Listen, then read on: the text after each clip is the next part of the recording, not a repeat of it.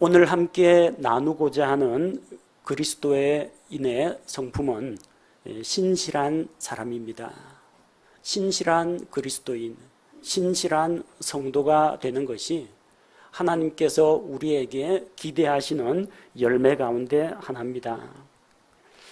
우리는 일상생활에서 살아가다 보면은 사람을 믿고 또 그 사람으로부터 그 사람이 성실하게 약속을 지키는 사람일 때 참 속이 시원하고 듬직하고 신뢰가 가는 그런 경험을 하곤 합니다. 또 어떤 때는 나하고 분명히 약속을 했는데 중간에 말을 바꾸거나 배신을 하는 사람이 있습니다. 그래서 속고 배신당하면은 또 그게 마음의 상처로 남는 일들도 종종 있습니다. 사람을 믿었다가 속거나 배반당해 본 그런 경험들 적어도 한두 번씩은 다 있으리라고 생각합니다. 인터넷 검색해 보니까 어디에 유명한 맛집이 있다. 소문난 맛집이라고 해서 찾아갔는데 가격은 비싸고 양은 적고 서비스는 불친절한 그런 경험을 해보신 분들이 아마 있을 겁니다. 처음에 시작할 때에는 성실하게 좋은 재료 사용해서 정성껏 손님을 모셨습니다. 손님이 많아졌습니다. 매출이 오릅니다. 소문이 났습니다. 방송국에서 취재도 나옵니다. 가만히 앉아있어도 이제 손님이 옵니다. 열심히 일하지 않아도, 최선을 다하지 않아도 손님이 오니까 더 이상 노력을 안 합니다. 처음에 아는 사람들만 입소문 타고 찾아갔을 때에는 음식 질도 좋고 서비스도 좋았는데 하루에 수백 명씩 찾아오니까 줄을 서서 먹다 보니까 이게 친절하게 대하고 싶어도 친절한 말이 안 나오고 손님 한 사람 한 사람한테 신경을 써주질 못합니다. 그래서 나중에는 유명하다는 집, 소문난 집 가보면은 소문난 잔치에 먹을 것이 없다라는 그런 속담을 실감하게 될 겁니다. 대기업 제품이니까 믿을 수 있겠지라고 생각했는데 대기업 제품이라고 비싼 값 주고 구입을 했는데 배터리가 폭발하거나 사용한 지 얼마 안 돼서 고장이 나면은 처음에 약속한 것과 달리 AS를 잘 안 해주는 것도 있습니다. 소비자의 잘못이 없는데도 기기 오작동이나 고장인데도 소비자 과실로 떠넘겨서 무상 AS가 안 되는 그런 경우도 있습니다. 처음에 아무래도 대기업이라고 신뢰를 했는데 소비자의 기대에 미치지 못해서 배신당한 경험이 있을 겁니다. 보험에 가입할 때에는 여러 가지 좋은 혜택들에 대해서 많이 설명을 해줍니다. 또 살아가다 보면은 어떤 일을 당할지 모르니까 좋은 보험 상품이 있으면 한두 개 정도 가입하는 것도 괜찮습니다. 근데 자세하게 그 깨알 같은 약관을 다 읽어보는 사람은 사실 그리 많지 않습니다. 처음에 가입할 때는 마치 다 되는 걸로 알고 가입을 했는데 정작 도움이 필요할 때 가보니까 어떠한 조건 때문에 안 되는 것을 또 경험하는 경우가 있습니다. 그때도 약간 기분이 좀 유쾌하지가 못한 그런 경험을 하게 됩니다. 직원을 고용할 때 면접도 보고 이력서도 보고 성실하게 일하겠다라는 그런 약속과 다짐을 받고 채용을 했는데 출근하는 첫날부터 지각하고 틈만 나면 게으름 피우고 심지어는 금고에 있는 돈을 슬쩍 해가는 그런 직원들도 있다고 합니다. 주인과 약속한 그런 계약 조건을 배반하는 겁니다. 반대로 처음에 약속한 급여라든지 휴가라든지 복지 혜택을 주지 않는 주인의 갑질도 있습니다. 이렇게 되면 신뢰관계가 깨어집니다. 선거운동 기간 중에는 국민의 머슴, 국민의 종, 고개를 숙이고 굽신굽신 대다가 당선되기만 하면은 국민 위에 군림하고자 하는 국회의원이나 정치 지도자도 있습니다. 그렇게 믿었는데 나중에 자기의 기대를 배반하는 사람들이 있습니다. 같은 기독교인이라고 또 같은 크리스찬이라고 믿고 동업을 했는데 혹은 돈을 빌려줬는데 돈 떼먹고 도망가는 사람도 있습니다. 세상에는 살다 보면은 신실한 사람을 찾기가 정말 힘듭니다. 속고 속이고 배신하고 배신당하는 일이 비일비재합니다. 성경에 기록된 이 수많은 사건들 살펴보면요, 거짓말하고 속이는 사람들 꼭 나옵니다. 또 그렇게 속임을 당하고 배신당하고 상처를 입는 사람도 나옵니다. 왜 그렇습니까? 아담의 범죄 이후에 사람이 하나님의 그 사랑과 공의와 거룩하심과 하나님의 신실하심에 영향을 받지 못하고 오히려 거짓의 아비인 마귀의 영향을 받아서 거짓말하고 빼앗고 속이고 갈취하고 죽이는 이런 죄에 빠졌기 때문입니다. 사람들은 거짓된 존재입니다. 다 믿을 수가 없습니다. 로마서 3장 4절 말씀을 보면은 결코 그럴 수 없느니라. 참으로 하나님은 진실하시되 사람은 다 거짓말쟁이라 할지어다. 이것은 기록된 바 이로써 주께서 주의 말씀하신 것에서 의롭게 되시고 판단받으실 때에 이기시리이다 함과 같으니라. 하나님은 진실하시되 사람은 다 거짓말쟁이라고 했습니다. 모든 사람이 다 그렇습니다. 여기 이 자리에 있는 성도들도 완벽한 사람은 아무도 없습니다. 강단에 서 있는 이 목회자 역시 마찬가지입니다. 하나님의 진실함에 비춰볼 때 사람은 다 거짓말쟁이입니다. 그렇다고 항상 거짓말을 입에 달고 산다는 이야기는 아닙니다. 언젠가는 다른 사람을 속이고 언젠가는 실망을 주고 언젠가는 배신할 가능성이 있다는 겁니다. 신실한 사람을 찾기는 정말로 힘듭니다. 자기 잘났다고 자랑을 하는 사람은 많습니다. 근데 정말로 신실한 사람은 구하기가 어렵습니다. 잠언 20장 6절을 보면요, 대부분의 사람들이 저마다 자기의 선함을 외치려니와 누가 신실한 사람을 찾을 수 있으리요. 선거철 되어보십시오. 국민의 신실한 종, 여러분의 가까운 벗, 어쨌든 좋은 말로 다 포장을 해서 자기가 뛰어나다는 걸 이야기합니다. 자기는 정직하고 결백하고 신실하고 성실하고 선한 존재라고 포장을 합니다. 외치는 사람은 많습니다. 그러나 신실한 사람을 누가 찾을 수 있겠느냐? 찾기가 정말로 어렵다는 이야기입니다. 이것은 이 세상의 풍조만을 이야기하는 것이 아닙니다. 교회 안에서도 마찬가지입니다. 교회 안에서 교회 모인 그리스도인들은 다 착하고 다 신실한 사람이냐? 그렇지 않습니다. 여기는 다 죄인들의 집합소입니다. 자기가 하나님 앞에서 죄인이라는 걸 고백하는 사람만이 여기에 나올 수 있습니다. 나는 아무 잘못도 없고 거룩하고 의롭다. 그런 분은 여기 끼시면 안 됩니다. 여기 죄인들이 모이는 자리입니다. 여기는 정말로 예수님이 필요한 사람들이 나오는 자리입니다. 그래서 각자 이 가운데 조금 착한 분도 있고 많이 착한 분도 있고 또 조금 약간 나쁜 사람도 있고 아주 나쁜 사람도 있을 수가 있다는 걸 우리는 명심하고 있어야 됩니다. 성도들끼리 믿지 말라는 이야기가 아닙니다. 사람은 하나님의 신실함, 거기에 미치지 못한다는 이야기입니다.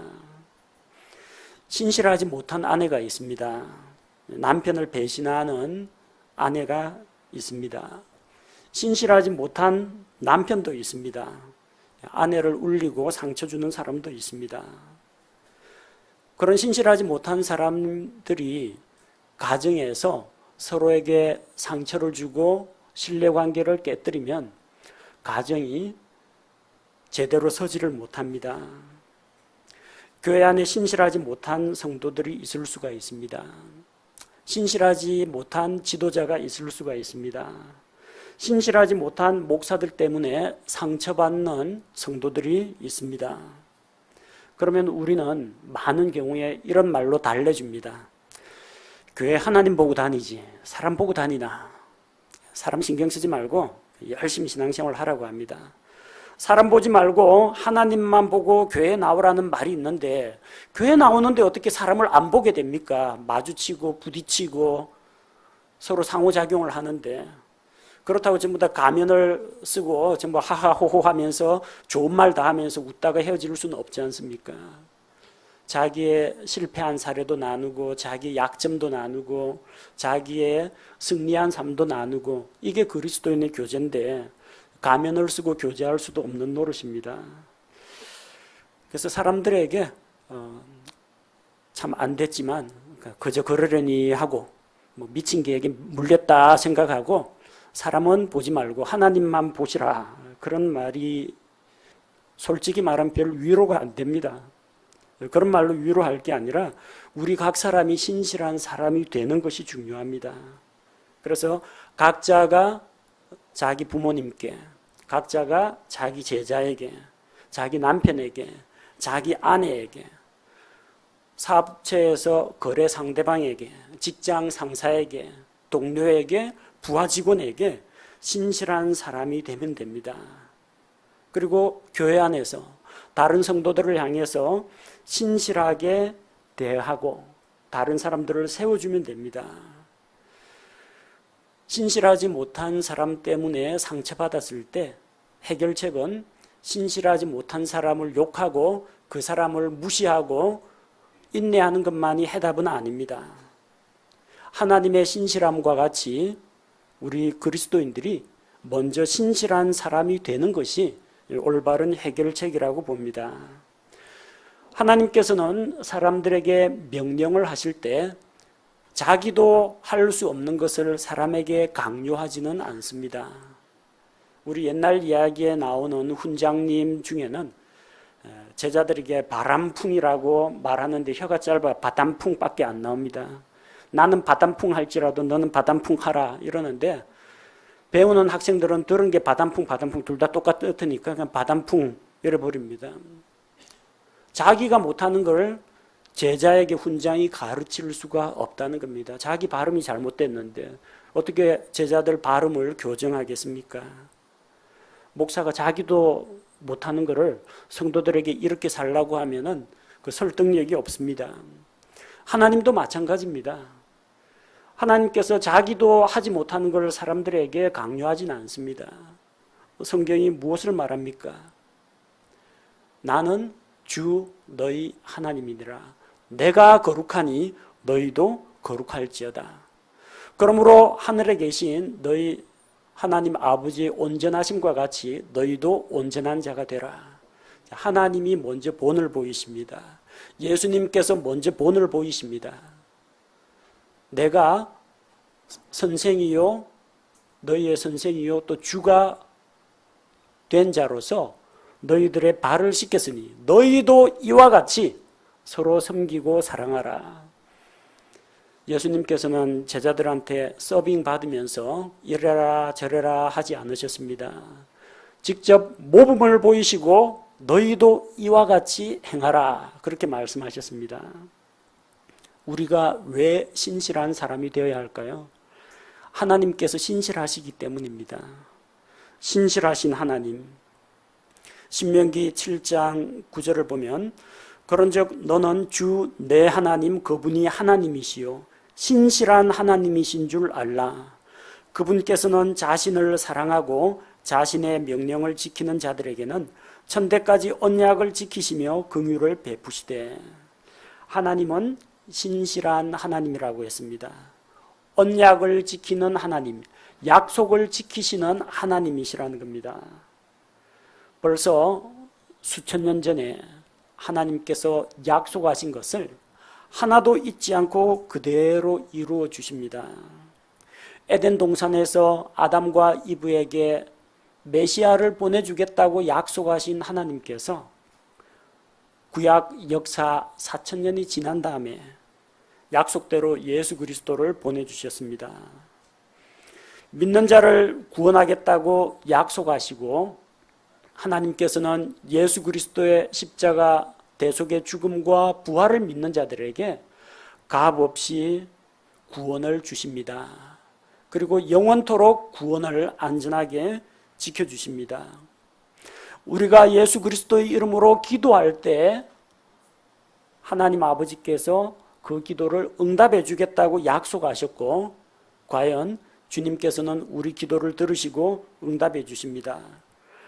영적 전쟁에서 승리할 수 있도록 하나님께서 승리에 대한 약속의 말씀을 주셨고 또한 그 약속을 믿는 자들에게 약속대로 그 일을 이루어 주십니다. 우리에게 필요한 모든 것들을 알고 계시고 오로지 주만 신뢰하라. 그러면 너희의 모든 필요한 것들을 채워주겠다고 약속하신 하나님께서 우리의 필요를 공급해 주십니다. 사람은 우리를 배반하지만 하나님께서는 자기가 약속하신 그 말씀을 결코 취소하지 않으시고 그 약속을 반드시 이루어 주십니다. 하나님은 약속을 지키십니다. 그리고 그 하나님의 신실하심은 모든 세대에 이루게 됩니다. 시편 119편 90절에서 시편 기자는 이렇게 노래합니다. 주의 신실하심은 모든 세대에 이르나이다. 주께서 땅을 굳게 세우셨으므로 땅이 항상 있나이다. 하나님은 모든 세대에 신실하십니다. 에덴 동산에서 아담과 이브에게 약속하시고 약속을 이루신 그 하나님은 노아 시대에도 변함없이 신실하게 약속을 지키셨습니다. 아브라함과 이삭과 야곱, 요셉, 모세에 이르기까지 인간 세대는 계속 다음 세대 계속해서 다음 세대로 전승이 되었지만 하나님의 약속은 계속해서 변함없이 이루어졌습니다. 하나님은 구약시대 사람들이나 신약시대 사람들이나 환란기 사람들에게나 한결같이 신실하심을 보여주십니다. 인종이나 민족이나 국가나 나이나 성별에 관계없이 하나님께서 자기의 신실하심을 나타내 보이십니다. 보통 사람들은 자기보다 높은 사람에게 또 자기가 좋아하는 사람에게만 신실합니다. 그래서 자기보다 더 위에 있는 직장 상사 혹은 군대에서 상급자 앞에서는 정말로 절대 충성, 절대 복종하면서 간이라도 빼줄 것처럼 헌신적으로 잘 보이려고 합니다. 하지만 자기 밑에 있는 자기 부하 직원이라든지 자기가 별로 안 좋아하는 사람에게는 그냥 학대하고 부려먹는 그런 일들이 많습니다. 사람 차별한다는 이야기죠. 자기한테 좀 우호적인 사람, 자기 편이 되어줄 것 같은 사람, 자기한테 도움이 될 것 같은 사람한테는 뭔가를 자꾸 주고 섬기고 가까이 지내려고 하고 자기에게 별 가치가 없다고 생각되는 사람한테는 그런 모습을 보이지 않습니다. 신실하지 못한 겁니다. 하나님께서는 사람을 차별 대우하지 않으십니다. 그분의 신실하심을 모든 세대에, 모든 민족, 모든 시대의 사람들에게 언제나 한결같이 그분의 거룩하신 모습과 그분의 사랑의 모습을 나타내 보이십니다. 또한 하나님의 신실하심은 크다고 했습니다.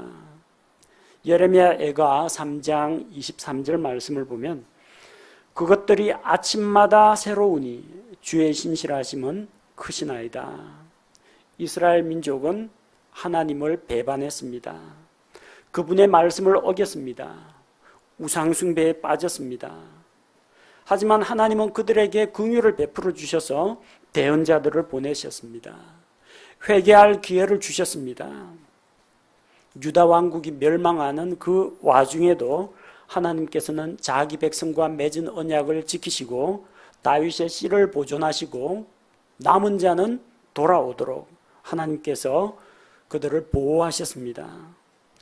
사람은 이렇게 하나님처럼 신실하진 못합니다. 밤에 눈을 감고 아침에 잠자리에서 눈을 뜨면 변함없이 오늘도 태양이 떠오릅니다.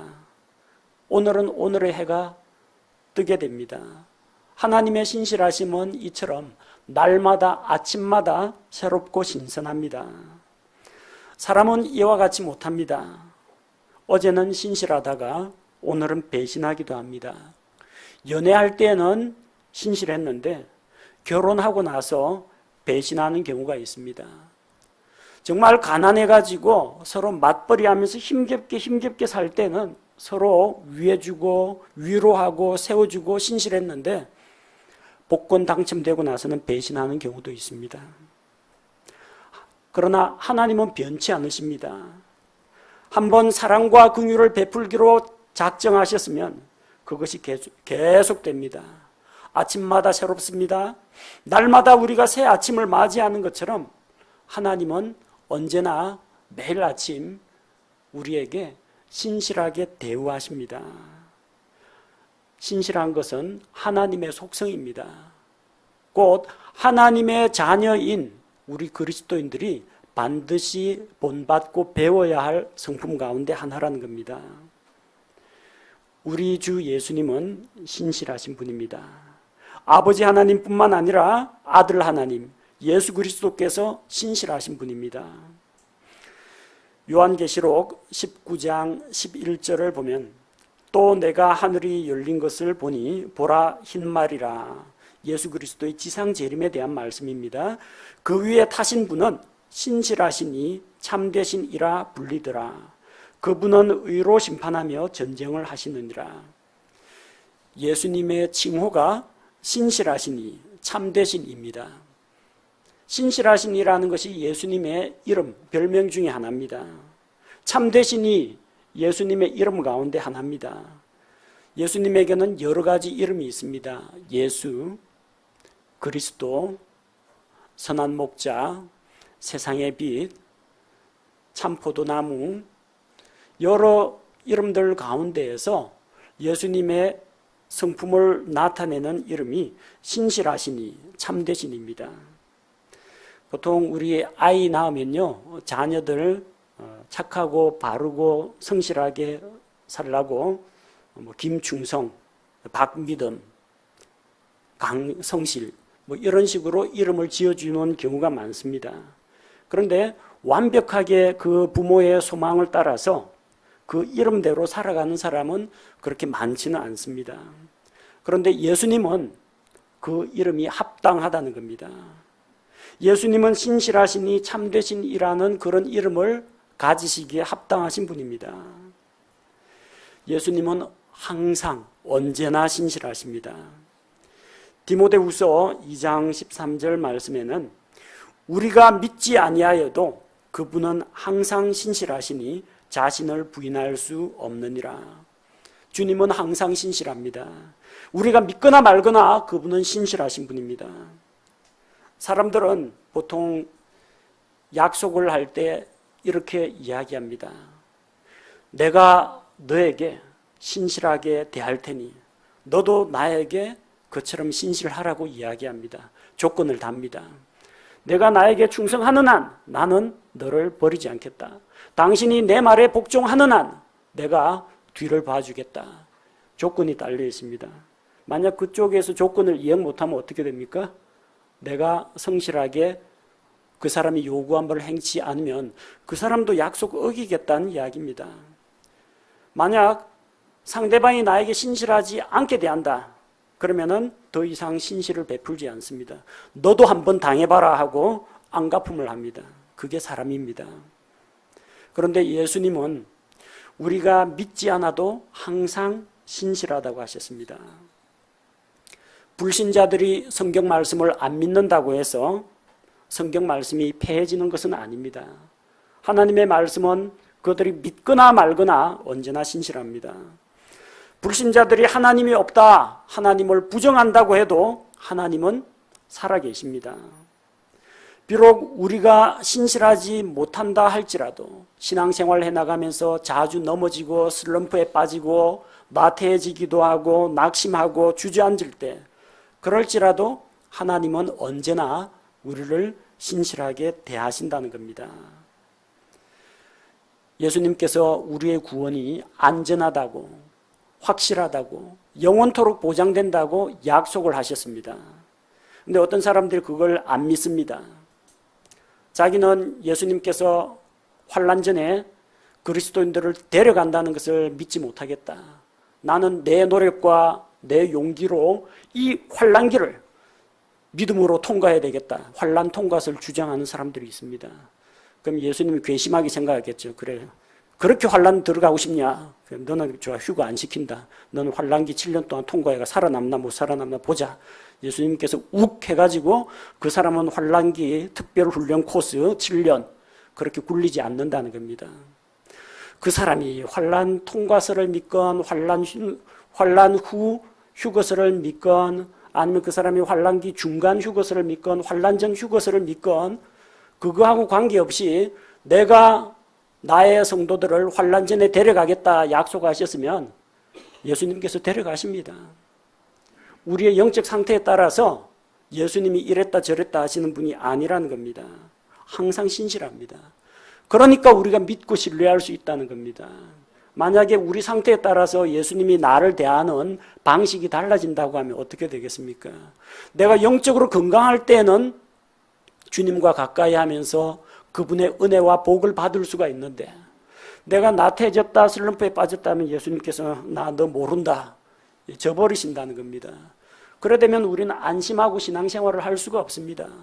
신앙생활이 하나님의 신실하심에 달려 있는 게 아니라 내 노력과 내 의에 달려 있다면 얼마나 불안하겠습니까? 나 자신도 나를 못 믿는데, 아니 내 주변 사람들도 나를 안 믿는데 나도 못 믿고, 믿을 수 없는 존재입니다. 믿을 수 없는 나에게 믿음의 중심을 두는 것이 아니라 주님께서는 하나님의 신실하심에 우리 구원이 안전하고 확실하게 보장된다는 것을 말씀하셨습니다. 그래서 우리가 믿고 신앙생활을 할 수 있는 겁니다. 성경에는 신실한 사람이 별로 많이 등장하지 않습니다.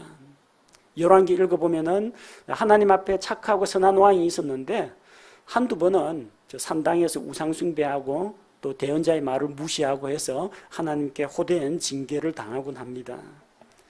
성경에서 신실하다고 꼽히는 사람을 두 사람 꼽으라면은 우리 주 예수 그리스도를 제외한다면 모세와 다윗을 꼽을 수가 있습니다.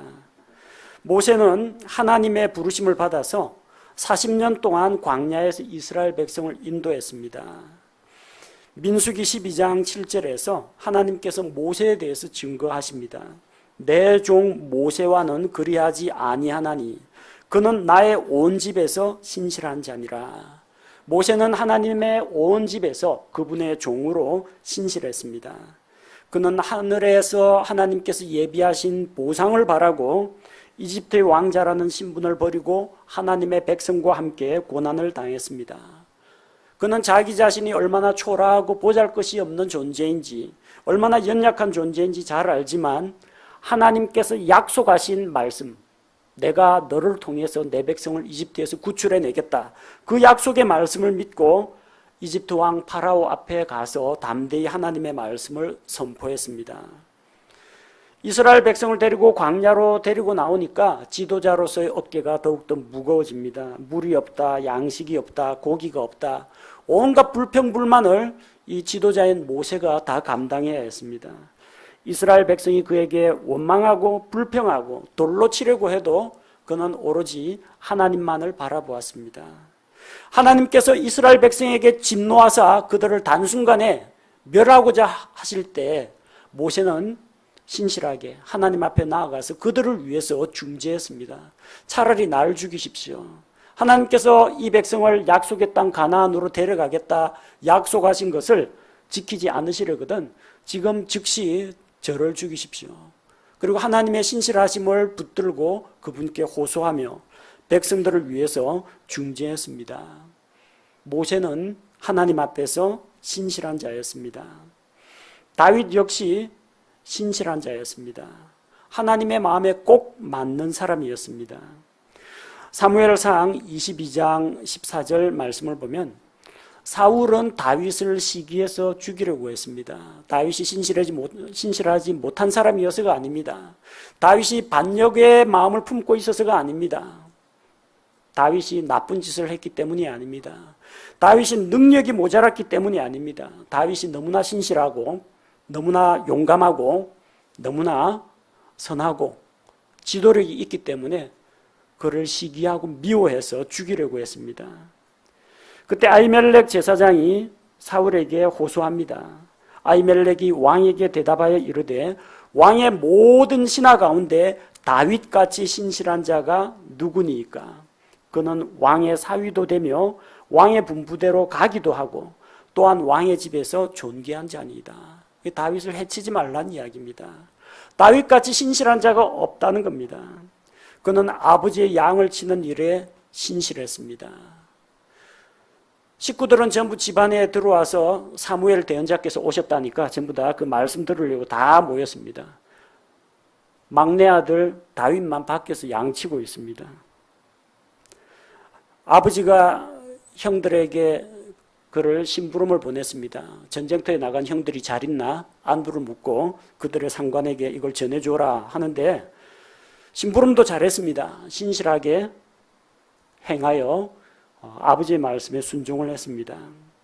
사울이 자기를 죽이려고 하는데 다윗은 사울을 죽일 기회가 2번이나 있었지만 그의 목숨을 살려줍니다.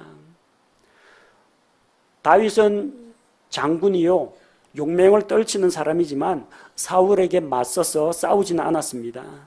끝까지 사울에게 충성을 했고 하나님께서 기름 부어 세우신 왕에게 신실하게 행했습니다. 또한 그가 왕이 되었을 때 보통 높은 자리에 올라가면은 이제는 옛날 일은 잊어버립니다. 높은 자리에 올라가면 그때부터 갑질이 시작됩니다. 그러나 다윗은 왕이 된 이후에도 신실한 사람으로 계속 살았다는 겁니다. 사도행전 13장 36절 말씀을 보면 이는 다윗은 하나님의 뜻에 따라 자기 세대를 섬기다가 잠들고 묻혀서 자기 조상들에게 이르러 썩음을 보았으나 다윗은 왕으로서 백성 위에서 군림하지 않았습니다. 백성들을 쥐어짜지 않았습니다. 그는 하나님의 뜻에 따라 자기 세대, 그 시대 백성들을 섬기다가 잠들었습니다. 그는 왕으로서 신실하게 백성을 섬기는 사람이었습니다. 모세와 같이 다윗과 같이 우리도 신실한 사람이 되어야 합니다. 어떻게 하면 우리가 신실한 사람이 될 수 있을까? 신실한 사람의 특징은 무엇인가? 우리가 몇 가지 본받아야 할 점들을 찾아보고자 합니다. 첫 번째로 신실한 사람은 거짓말을 하지 않습니다. 잠언 14장 5절 신실한 증인은 거짓말을 하지 아니하나 거짓 증인은 거짓말을 하리로다. 우리는 거짓말하고 속이는 사람을 신실하다고 하지 않습니다. 국회 청문회에 나와서는 바른 대로 술술 불더니 재판석 가서는 딱 잡아떼고 부인하는 사람이 있습니다. 특검에 가서는 술술 진술을 했는데 나중에 재판에 가서는 지금까지 했던 말 전부 조직적으로 다 짜고 뒤집는 사람들이 있습니다. 우리는 그런 사람을 신실하다고 하지 않습니다. 이랬다 저랬다 하는 사람은 믿을 수 없는 사람이라고 합니다. 하나님 앞에서 정직해야 합니다. 또한 사람들 앞에서 정직해야 합니다. 신실한 사람은 거짓말을 하지 않는 사람입니다. 여러분 거짓말 하지 마십시오. 자녀하고 약속한 거 있거든. 약속 지키십시오. 부부 사이에 약속한 거 있거든요. 약속 지키십시오. 다른 형제 자매하고 대할 때 자기 가족을 대하듯이 신실하게 대하십시오. 사람들이 보거나 말거나 언제나 항상 진실되게 행하시기 바랍니다. 두 번째, 신실한 사람은 다른 사람의 문제를 덮어줍니다. 잠언 11장 13절 소문을 퍼뜨리는 자는 은밀한 일들을 드러내나 신실한 영을 지닌 자는 문제를 숨긴다고 했습니다. 사람들 중에는 남의 말하기 좋아하는 사람이 있습니다. 만나서 교제하면은 자기 삶을 나눠야 되는데 자기 이야기는 안 하고 자기 주변에 있는 사람, 이 사람 저 사람을 안주거리로 씹는 사람이 종종 있습니다. 이건 뭐 일반 학교도 마찬가지, 직장도 마찬가지고 교회라고 해서 뭐 예외는 아닙니다. 그게 뭐 사람들 살아가는 일반적인 모습입니다. 다른 사람들에 대해서 뒷담화하는 사람, 험담을 하는 사람, 입이 가벼운 사람은 신실하지 못합니다. 다른 사람 잘못을 눈 감아주고 덮어주고 항상 그렇게 해야 되느냐? 그런 의미가 아니라 다른 사람의 약점을 알지만 덮어주고 감싸주고, 만약 그가 정말 심각한 죄에 빠졌다면 찾아가서 그 사람과 개인적으로 상담을 하고 권면을 해줘야 됩니다. 여기저기 이 사람 저 사람한테 막 떠들고 다니면 곤란하다는 이야기입니다. 신실한 사람은 다른 사람의 문제를 덮어줍니다. 다른 사람의 잘못을 감춘다라는 의미보다는 감싸주고 그가 그 문제에서 벗어날 수 있도록 도와줍니다. 세 번째로 신실한 사람은 부지런히 일하는 사람이 신실한 사람입니다. 마태복음 24장 45절을 보면 그런즉 자기 주인으로부터 그의 집안 사람들을 넘겨받아 다스리며 제때에 그들에게 양식을 나누어 줄 신실하고 지혜로운 종이 누구냐. 본문의 말씀은 실은 환란기에 일어날 일들을 이야기합니다. 환란기에 유대인들이 핍박받아서 쫓기고 먹을 것이 부족하고 입을 옷이 부족하고 숨을 곳이 없고 이럴 때 서로가 서로에게 하나님께서 맡기신 사람들을 잘 대접하고 돌봐줘야 한다는 이야기입니다. 하지만 그 원리는, 신실한 사람의 원리는 오늘 이 교회 시대도 똑같이 적용이 됩니다. 신실한 사람은 어떤 사람이냐? 자기가 맡은 사람들에게 필요한 것들을 공급해 주는 사람입니다. 부모님으로부터 일을 맡은 적이 있습니까? 선생님이 이거 하라고 숙제 내주고 시킨 거 있습니까? 여름 방학 숙제 다 나왔죠? 성실하게 하시기 바랍니다. 직장 상사로부터, 주인으로부터 부여받은 임무가 있습니까? 신실하게, 성실하게 일하는 사람이 되어야 됩니다. 또 이 성실하게 일하는 사람은 사람의 눈에 띄기 위해서 잠깐 눈가림만 하는 사람이 아닙니다. 사람들이 보거나 말거나 다른 사람이 나에 대해서 뭐라고 수군거리거나 비난하거나 옳다고 생각되는 일이면 또 이게 내가 마땅히 해야 될 일이라 생각하면은 주저없이 합니다. 사람들 눈치 보지 말고 하나님 앞에서 가지고 있는 올바른 양심 가운데에서 이것이 필요하다 하면은 일하는 사람입니다. 우리는 그런 사람을 가리켜서 신실하다고 합니다. 그것도 하루 이틀이 아니라 계속 1년 내내 지속되면은 정말 신실하다고 이야기합니다. 한두 번 하고 그냥 나중에 손 놓아버리거나 주저앉으면 신실하다고 하지 않습니다. 그 부지런함이 계속 일관성 있게 지속될 때 신실하다고 합니다. 여러분 무엇을 맡았습니까? 가정에서 여러분의 위치는 어디에 있습니까? 학교에서 직장에서 여러분이 해야 될 일이 무엇입니까? 자기에게 주어진 일들을 부지런하게 성실하게 지속적으로 해나가는 사람이 신실한 사람입니다. 학생들은 신실한 크리스찬 학생이 되십시오. 직장인들은 신실한 그리스도인 직장인이 되십시오. 가정에서는 신실한 아내, 신실한 남편이 되십시오. 넷째로 신실한 사람은 큰 일이나 작은 일이나 모두 신실하게 행합니다. 누가복음 16장 10절 11절 말씀을 보면 가장 적은 것에 신실한 자는 또한 많은 것에 신실하고 가장 적은 것에 불의한 자는 또한 많은 것에 불의하니라. 작은 일 하나 시켰는데 그거 못하는 사람 큰 일을 시키면 더 못합니다. 그러나 작은 일 하나도 정성을 다해서 성실하게 최선을 다해서 해내는 사람은 그거보다 큰 일을 맡기더라도 능히 감당할 수 있다는 이야기입니다. 사람들은 작은 일은 소홀히 여깁니다. 중요하지 않다고 생각합니다. 그 대신에 하나님께서 나에게 정말로 중요하고 큰 일을 맡겨주면은 그건 하겠습니다. 많은 사람들이 우러러보고 주목을 받고 어떤 위대한 업적을 남길 수 있는 거면 열심히 하겠는데, 해봤자 뭐 표도 안 나고 하나 안 하나 별반 알아주는 사람도 없고 이런 일은 잘 안 하려고 합니다. 그건 신실한 사람의 태도가 아닙니다. 신실한 사람은 가정에서나 직장에서나 교회에서나 큰 일이나 작은 일이나 보상이 있거나 없거나 명예가 있거나 없거나 사람들이 칭찬하거나 말거나 관계없이 모두 성실하게 처리해내는 사람이 신실한 사람입니다. 여러분이 만약에 어떤 일을 통해서 자기의 명예를 드러내고자 하는, 자기를 자랑하고자 하는 공명심을 가지고 있다면 그런 생각을 접어야 됩니다. 일을 통해서 자기를 드러내는 게 아니라 일을 통해서 하나님을 섬기고 다른 사람을 섬기는 자세로 일해야 됩니다. 그것이 사소한 일이건 우리 예배당 안에 떨어져 있는 주보, 종이컵을 꼭꼭 치우는 분이 있습니다. 누구라고 말은 안 하겠습니다. 제가 시킨 적 없습니다. 근데 꼭 하시는 분이 있어요. 감사드리고요. 그런 분이 그거 지속적으로 계속 사람들 눈치 보지 말고 하시면은 그 사람이 진짜 신실한 사람입니다. 나중에 하나님께서 큰 일도 맡기실 수가 있다는 겁니다. 우리가 신실한 성도, 신실한 그리스도인이 될 때 어떤 열매를 맺습니까?